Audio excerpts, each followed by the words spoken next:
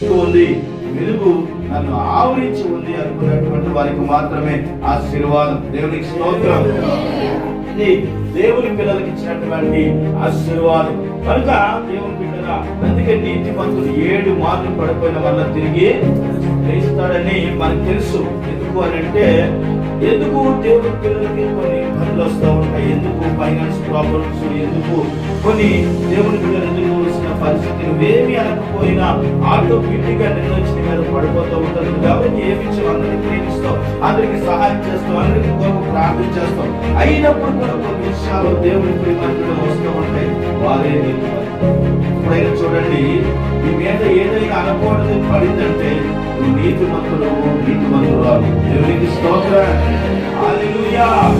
అంటే దేవుని నీలో కార్యసిద్ధి కలిగించడం మొదలుపెట్టిన ఎప్పుడైనా ఏ మాట అయినా వ్యతిరేకంగా నీ మీద పడిపోయింది, అది నువ్వు చేయలేదు, కానీ నువ్వు చాలా మంచి మనసు కలిగినటువంటి దానివి, మంచి హృదయం కలిగినటువంటి వాడు.